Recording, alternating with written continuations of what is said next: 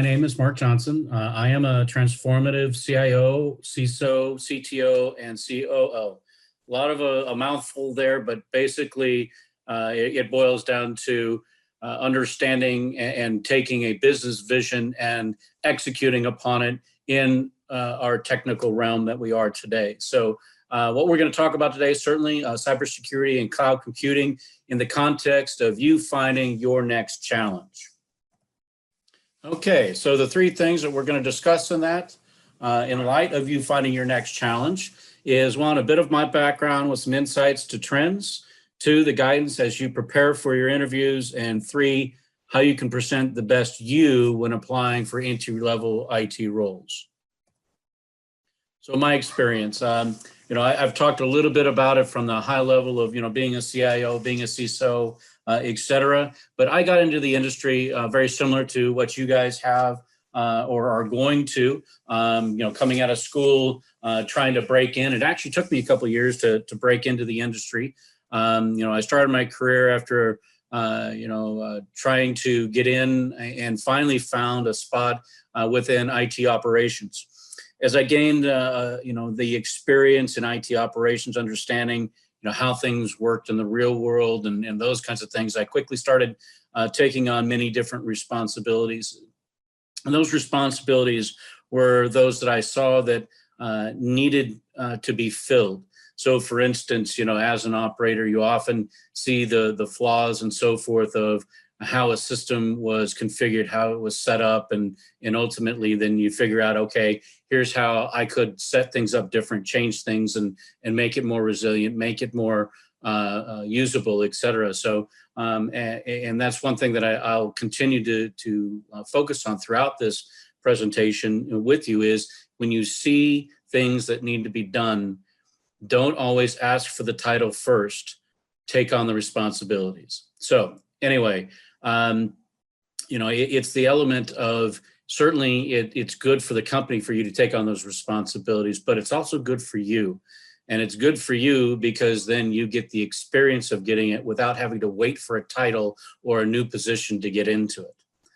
So it also then gives you the breadth for which to understand how to better interact with others and with the different scenarios within an organization. So the element of that led me into infrastructure, for instance. So I was then, in charge of setting up infrastructure, in charge of making sure that it operated appropriately and that the operators knew what they could do to make it work appropriately or fix things as they came up, and then up this value chain, right?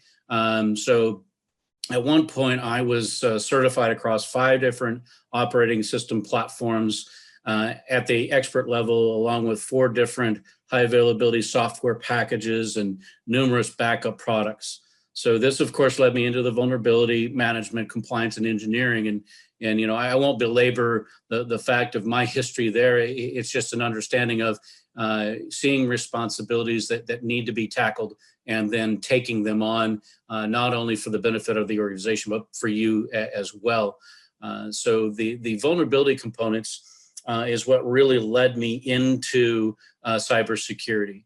When you talk about vulnerabilities, they're not always about, hey, this firewall and that firewall. Some of them are simplistic as we have a vulnerability of a single point of failure within an infrastructure component or within an application, and driving out those single points of failure is what I've really made my career out of. It is driving towards getting rid of vulnerabilities, mitigating those vulnerabilities to make sure that, number one, I could sleep at night, right?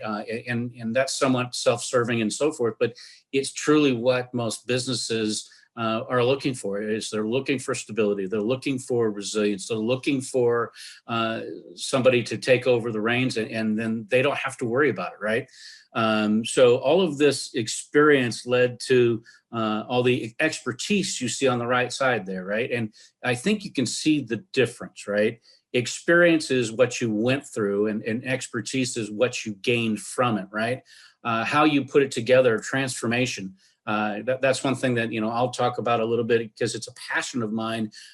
Is that organizations can never be stagnant. They can never sit in one place for one period of time, or competition will run them over, right? So understanding how you continually improve, understanding how you establish the current state and the future state, and then do a gap analysis on how to get there. Utility computing is how do we better utilize what we have, right? Cloud computing was an extension of that, of how do I take and use what's available in the market today rather than having to build it myself, because infrastructure can be a commodity. Do I really want to be managing the data center, the hot aisles, cold aisles, and so forth? Some people love that, and certainly some organizations continue to drive that way because of the amount of information and data and security that they need. But cloud computing has come a long way to provide a lot of those things, and in a much more cost-effective way. So cybersecurity is just an outgrowth of the vulnerability that we talked about, and the element of trying to provide for organizations the security of knowing that the information about their customers, the information about their business, the information about their executives, et cetera, is secure and is not being accessed by the wrong people and then used for malicious intent. And then finally is leadership. And I think you'll all realize that as you move forward in your careers, leadership is key. Early in my career, I learned a lot of what not to do as a leader. And unfortunately, I had to do that through trial and error, and some of the things that I'm going to point out to you that I didn't do. I didn't try to understand culture. I didn't try to question and figure out, what I was being told versus what was real behind the scenes. So leadership is a very keen component of it as well. So as we move forward, you can see that certainly I have some distinct opinions about the trends in the industry. I think many of you could quickly recognize remote work. Remote work is something that, in my opinion, should have been taken advantage of more often before COVID, but COVID has really brought that to the forefront, right? So the mere fact of collaboration and so forth, whether that's Microsoft Teams or Slack or different programs that you could bring to the table, how do I work in a remote fashion so that, number one, I can work from anywhere, number two, I can access systems appropriately from any different location, and number three, the last and final element, having a healthy and safe environment from which to operate, and that could mean not in the office. Too often organizations were tying everything to you have to be in the office, and I think COVID has pointed out that having office space and so forth is great for teams. It certainly is, but there is certainly the opportunity for working remotely and being able to do so in an effective fashion. So then, the next one, cybersecurity, is something that certainly has come to the forefront. Cybersecurity is an element that has grown in need astronomically. So today, the largest needs in the IT industry center and circle around cybersecurity. The mere fact that we just simply don't have enough security analysts to analyze the data as it's coming in real time and understand where the threats and where the vulnerabilities are and then stamp them out. And, I'll probably date myself with this, but there was a movie back in the day called Hackers, and certainly you can understand from the different variations that you'll see in the movies today that, there's an understanding of what a vulnerability is, what a threat is, but there's not truly a good visualization to how do you stamp that out, because in many cases in cybersecurity, it's about being prepared. It's about having a higher priority for the organization, being quicker and faster than the competition, which in many cases is criminal activity. So, I think we're presently in the midst of a revolution of sorts, and that really is not just being pushed by COVID, but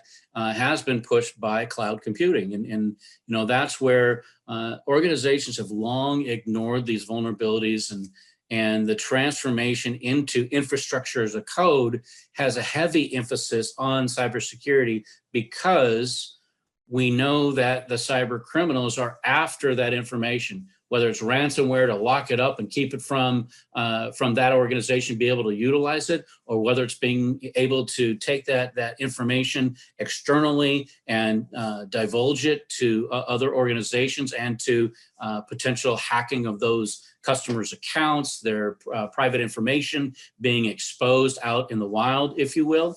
So cybersecurity has become a big field as of late, mainly due to the fact that those criminals are being quite smart about what they're doing. They're being a lot faster, and they're becoming a lot more money hungry.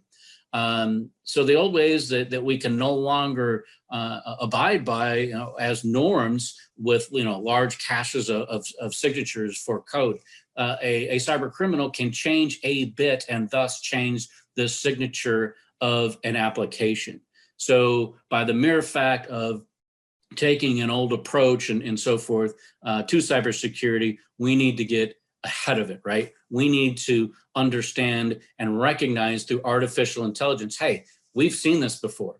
We've seen that somebody is trying to go through the external RDP port and shut them off and so forth. But that is a recognition of our artificial intelligence. So you may be asking, well, what's the difference between artificial intelligence and machine learning? Machine learning is taking that knowledge of, I've recognized this before, I recognize what a weapon is, I recognize what a threat is, and being able to then correlate it to what the next step is and what actions can be triggered from it, right? So that then leads us directly into infrastructure as code. How do we automate what is happening out there today and make sure that not just from a security standpoint, but from a workload standpoint, we have the ability to expand or contract our workloads and the infrastructure that's supporting it. We also have the ability to be resilient and to take workloads and move them from the primary location to the secondary location, or quite frankly, especially with cloud today, we can move it to the edges closer to the customer so that they can get quicker response on web pages. And then finally, we have access and compliance, right? We have the ability to truly take infrastructure as a code and realize that just because user A has access to the primary location doesn't mean that they necessarily should have access to the secondary location. And making sure that we have policies and procedures in place that have then controls, and that's where compliance comes in, the controls to make sure that it's operating appropriately. And that's a lot of times what organizations miss, is that control factor of, we can do so many things in an automated fashion, but who approved it and who allowed it to go into production quickly? And that leads me to the final element of business alignment. And you'll see this again as a theme throughout the entire presentation. It is no longer acceptable for us in IT to think about things in terms of technical, server, code, network, etc. We need to start thinking, how do we enable the business? And on the converse side of things, we need the business to understand we're no longer back office. We are how they actually deliver today. Most businesses that do not have an online presence are simply not only trailing in the market share, but many of them are going out of business. So, the overarching theme here is business and IT must align. And the element I see, and I've seen over the history of my career, is that often business would go off and develop its own strategy and then an execution plan to go along with that, so they would gain the results that they wanted. Well, then at that point, it was thrown over the wall to IT, and IT had to rush around and hurry and catch up and develop their strategy. Well, how am I going to deliver these things, right? And then their execution plan to make that happen. So if there's no alignment in the strategy up front, how can there really be alignment in the execution and the results on the backside?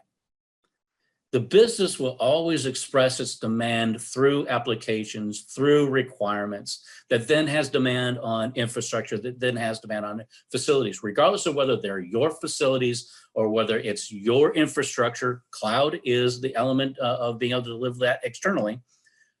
The art of IT is how to deliver upon that supply chain effectively. But we also have to have the core elements of what I call service assurance, disaster recovery, business continuity, security, cybersecurity, bringing all of those things together in a great manner that's organized and delivered through best practices. So unfortunately, we no longer can continue to operate in the old monolithic nature of what IT used to be, and the different swim lanes, network and storage never talk, and so forth. We need to get out of that thought process and allow the business requirements to drive what we do within IT to be effective in doing so.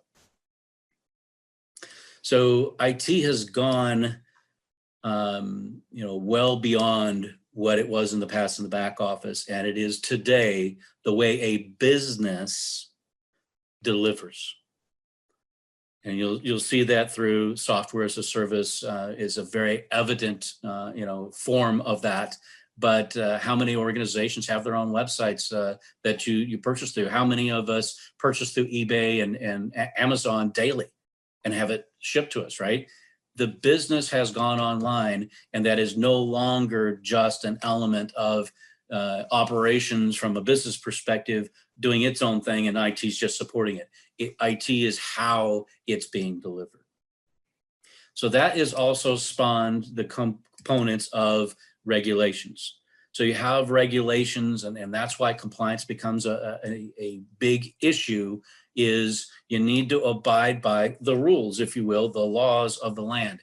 HIPAA is a great example of that. PCI, FIRA, GDPR, Sarbanes-Oxley, all of the different regulations around being a public company, being in healthcare, being a financial organization, and how we bring that together. That's why infrastructure as code is key, and that we get the proper controls in place to make sure that things are taken care of and change management appropriately. They've been approved. Everybody knows the upline and downline dependencies, so that when a change is made, it can be fixed quickly if it didn't go proper or rolled back entirely.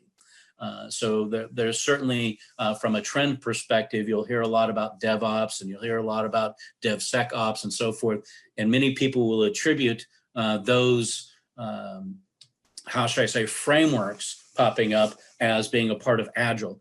And I'll say, not so much.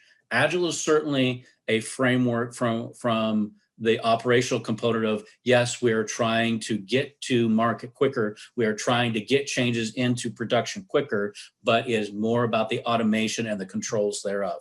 So when you talk DevOps, when you talk DevSecOps, it's certainly about being able to take a change from development into production in a quicker fashion rather than a monolithic nature of what it had been in the past. And some people attribute that to Agile methodology. It's part of it, but not the entire story. So as we move on, what's the curve? What's the problem, if you will? Well, we in IT, and I've talked about this, can no longer continue as we have. We must think outside the boundaries of accounting or sales, operations, or IT. We need to talk about the business in an embedded fashion. And what I mean by that is I point out here business technologists. My opinion is we should have liaison, if you will, between every single business unit and IT. It shouldn't be a individual enterprise architect, in my opinion, that brings it all together. Yes, you still have to have a centralized organization that has one vision, that has one strategy, that then has multiple execution plans to make that happen. But we need to have people that are not just IT, but they're also business related, so that you can bring those two things together. You can bring together business strategy and IT strategy at the same time. You can bring together the actual transformation, which is the business execution with the IT execution. How do we get from A to B? How do we get from A to Z, if you will, to take the moniker of Amazon, right? And the element of how do we then expand and get out of those swim lanes? Well, we have to do it by looking beyond our blinders, right? We can no longer just look straight forward and keep on in that path. So security, again, can no longer be an afterthought, right? That is what security used to be from a cybersecurity standpoint. It was, okay, get it up and running as fast as possible. And then, after the fact, we can add the security of the firewalls and so forth. Well, IT did have some forethought in looking at, no, we needed to have that as a service assurance, but it wasn't taken to the product development side of things when things were first being developed. Was the actual developer thinking about security when he put in that SQL call? Could it actually be injected and thus be a vulnerability in the code that can be exploited by a cyber criminal, right? So that is certainly an element that we need to change. We can no longer do business as usual and no longer think about traditional organizational divisions. We have to think about how technology can enable the people and the process. We have to not do the same old things with unintegrated security. We have to actually combine security with infrastructure, combine security with engineering. And we need to get out of the old thought of it has to be on premise. Now, there are certainly business reasons and good reasons to have things on premise, but not everything needs to be there. And whether it's your private cloud, whether it's a public cloud, whether it's a hybrid thereof, the element of getting it off premise and using other commodity resources to drive down cost is what the business is looking for. Because frankly, if you think about it, if you're going to develop your own business, or even if you're just running your own household, technology can be expensive to do it right. Raised floor environments, dual power feeds, dual network feeds, all of those things, very, very expensive. And not a lot of organizations are really good at doing that. So take advantage of organizations' offerings to be able to deliver on those things, because they can do it very well all day, every day. They've taken into account high availability. They've taken into account dual power feeds and the like. I'll give you an example. On one of my most recent roles, I came in, the UPS battery backup wasn't even plugged in. The backup network provider purchased the primary network provider. So now, again, have the exact same network traffic path. So can't think in those terms anymore. We need to get beyond that. And that's why I talk about on-premise being part of that curve that needs to change. Security throughout. I think everybody can realize, again, the element of needing to have security on our minds from the moment we start a project to the moment it's delivered. So IoT is a perfect example of this, the Internet of Things. Too many organizations rush to market just to be the first ones out there and do it. The Ring doorbell is one that comes to mind. I think everybody's seen the different videos on the news and so forth of somebody hacking that camera and talking to the toddlers and so forth in the bedroom, right? That's not something that we can afford for our customer and the company that we are trying to get employed by. We can't afford to let that happen, right? We can't take and rush things to market just because it's the best thing to do for sales. We need to make sure that things are secure, because on the backside, no matter if you're the first one to market, and yes, you take the market share, it will be taken from you if you didn't do your due diligence. So again, think about that as you're looking at organizations.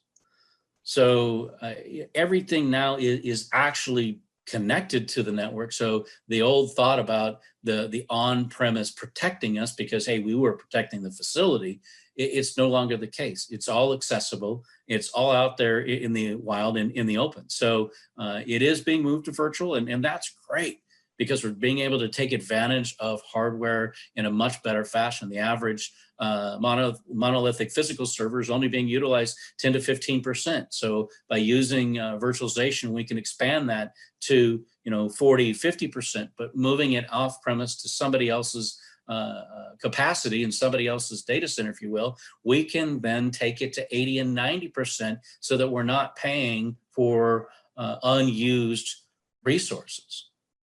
So the old ways of doing business are transforming, and the element of how we actually get from A to B to Z in the cloud is also of keen interest, and that's why I talk about that transformation.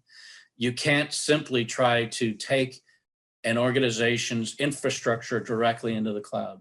If you do so, yes, you may save 10 to 15%, but you will not get the savings that the business is looking for, because that lift and shift methodology and methodology is simply not the best practice. Moving it to infrastructure as a code so that you are doing microservices, you are splitting it out and allowing the cloud then to work for you. That's the best way to get things done. Again, the endpoint detection and response that you've heard about a lot throughout cybersecurity, it's taking and using transformational technologies like artificial intelligence and machine learning to get ahead of cyber criminals. Detect that, oh, by the way, that network component that you have for your website should not be talking to Russia. Okay, shut it down. It's an automatic response. So getting ahead of the ball game rather than just simply responding to it. Being able to physically figure out that something is behaving differently, a user is behaving differently. They've been elevated in their permissions for no approval. So again, the element is we need to take that next step and transform. Data is bits and bytes and types of file. It is not information until it's grouped into records. Those records could be electronic patient health information. They could be your Social Security alone, just PII. But as those records then create value to an organization, that's what we need to protect. And that's why we need to cross these swim lanes and connect physical and electronic.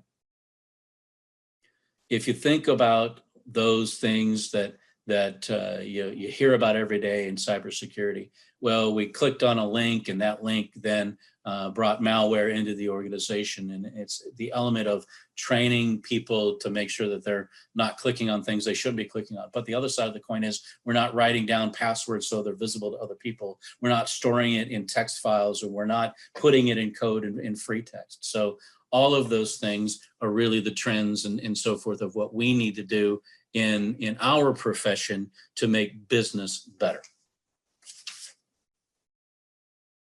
So what is my guidance for your interviews? Practice, practice, practice. I can't say that any more than I will, but I don't want to be overly redundant, but practice is what hiring managers are looking for. They're not looking for, I took C, C++, Python, Puppet, etc. They're looking for, how have you applied it? What have you done with it? So get practical experience. Sign up for cloud accounts, practice setting up infrastructure, practice putting code into reality, whether it's as simple as answering questions and recognizing through AWS what a weapon is, or whatever the case may be. Practice doing that so that you can talk about that with that hiring manager. Practical experience is what everybody wants to get, and every hiring manager is looking for. And you're in that quandary right now of, hey, I've got the education, right? So education provides you the guidelines to structure theory and in a perfect world type of scenarios. It does not provide the actual experience. So you need to provide that for yourself. You need to think about how, real world scenario is you would inherit code written 10 to 15 years ago without documentation or access to the person that wrote it. So how do you get in front of that? Again, you practice by, ask your mentor, ask your professor, hey, do you have some old code that I could run through and try to make more efficient, try to add features to, add function to? And then you can talk about that with that hiring manager. Find a project where you could break down an older code base that has services A, B, C, and D, and you can make them individual microservices so they're delivering and then calling the next one. Now, the reason why this is key, that's where the market is going. Being able to take different pieces and parts away from a monolithic code base so that it's easier to update each individual microservice at a time rather than the entire code base, right? Infrastructure as a service, again, it's the most costly way to get to the cloud, but it's generally the first step. I'm setting up VMs and networks, virtual networks within the cloud to deliver my application. Well, how can you do that efficiently? How can you make sure that you have elastic capacity on demand? So think about how you could do that through some of these free cloud accounts and develop a showcase. So when I say develop a showcase, a simple, easy way to think about it is STAR, right? I'm not sure if many of you know what STAR is, but it's situation, task, action, and result. So when I have my resume out there, I talk about United Airlines, for instance, as one of those elements of how I can deliver. And it talks about the situation was United Airlines needed to deliver more effectively and align their business with IT. And what I found from all the actions of interviewing the business and looking behind the proverbial curtain with IT is that IT had 55 mission critical applications and the business had 55 mission critical functions, but only 50 of those 55, only 9 overlapped. So that's a huge gap. And then the result is I saved them over $50 million because I was able to right-size the money they were spending and reduce it where they didn't need it. For instance, in cargo, where they had tons of clustering done to their applications, but they didn't need it. They were able to apply that dollar amount elsewhere and then provide better service to us as customers of them. So all in all, that's certainly a big element. If you have the opportunity to take an internship or get an internship, please do. Any practical experience that you can show to a hiring manager, hey, I took the initiative to go do this. Yes, didn't pay well. Internships very rarely do, but they don't have to be for a long period of time. Take internships and use them to your advantage. And finally, get certifications. AWS has certifications out there. Yes, that means you have to study some more. And yes, that means that you need to go take some tests and prove it. But that's a great way to show that you have taken the initiative and have the practical experience. And the certifications are not just on cloud. TOGAF with architecture, NIST with security is a framework that's generally applied for a CISSP, which is a professional information systems specialist, right? You have other different certifications within security, SSCP, CCSP, et cetera. You can find all those on isc2.org. There's also from an IT framework, how do I run IT as a business? ITIL, Information Technology Information Library. You can get certifications on different products. So go out there and take a look at that. Coding, same thing. You can get a CLA or a C language associate, right? Or you can become a professional on C or C++. And Chef has badges out there. Microsoft has certifications. Go get certifications. It shows your value and shows that you're willing. Always interview the interviewers, and I'm not going to read all of these to you, but the aspect of you learning about the business shows your interest. Every company wants to know if you know your stuff, but they also want to know that you're interested in and competent in finding out about who they are and what they are doing, right? Research every interviewer, look on LinkedIn, Google, find out from your informal network. Hey, word of mouth.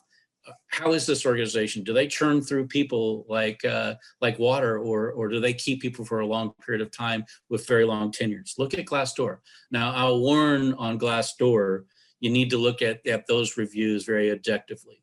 One, sometimes you do see the element of companies forcing their employees to go out there and make good reviews. The other side of that coin is most often the bad reviews are of people that have been spurned and left the organization. Not everybody that left the organization was spurned and thus didn't necessarily say their piece about the company. So just be objective with that from an overall perspective, but be prepared with questions. And then finally, close. Ask for the next steps. Probe for the next schedule to provide your availability for, hey, I thought we had a great talk. I'm available Monday at 3:30. Love to schedule something on that next step. So make sure you think about it as a sales close. Ask for what the next steps are and the next opportunity. And then you also have the element of, I kind of touched on this before. Find out what the future state is. Figure out where that organization is going. Do they have plans for digital transformation? Are they looking to head towards artificial intelligence and machine learning? Do they have projects for data analytics? Are they looking at things from an information standpoint that I talked about earlier? The records and the value to the organization, not just the data. Are they an agile shop or are they the old waterfall shop? Is the leadership new or is it tenured at all? Then comes the element of current state. And you're going to ask yourself, okay, well, I know where they want to go, but why do I need to know where they're at? Well, you need to know because then you need to do the evaluation of that gap.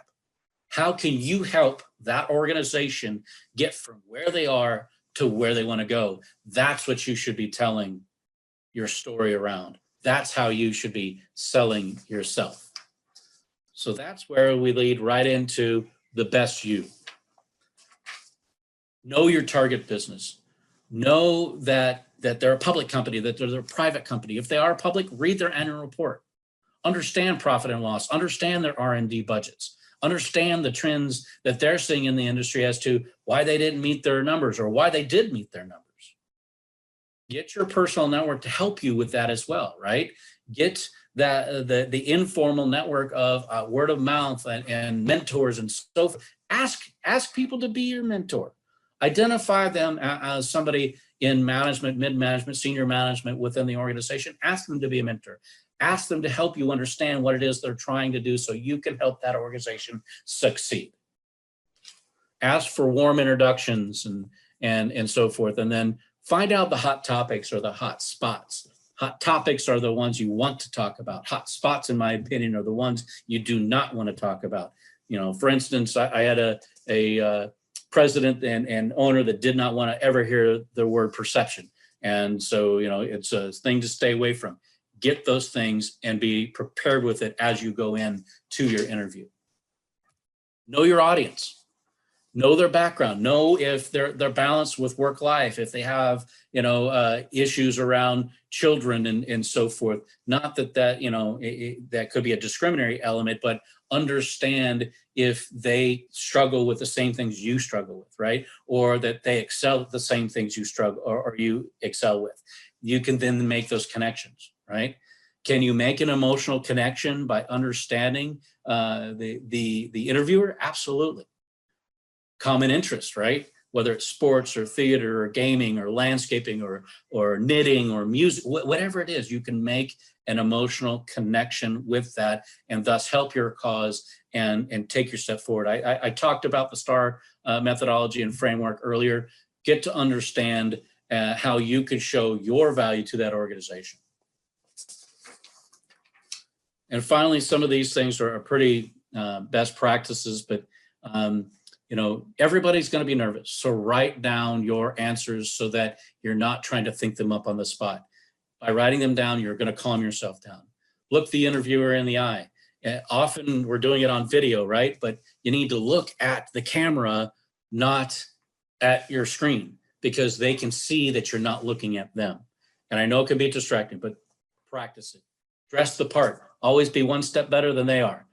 Don't come in if they're a casual environment and they have polo and shorts. Great, but you need to be in khaki pants and a dress shirt, right? Always be one step better. Be humble, be smart, be hungry. Humble, don't be over bragging. Don't be a braggart to the point of taking credit for other people's work. Be smart, show that you know your stuff, and always be humble with that, but then also be hungry and show ambition. So in closing, cybersecurity and cloud computing are the biggest practice areas of growth and trending that I see in the industry today. Don't have enough people, and too many organizations now, especially with COVID, are moving towards cloud computing very rapidly. Understand current versus future state, establish what that gap is so you can help that organization move forward and move the ball.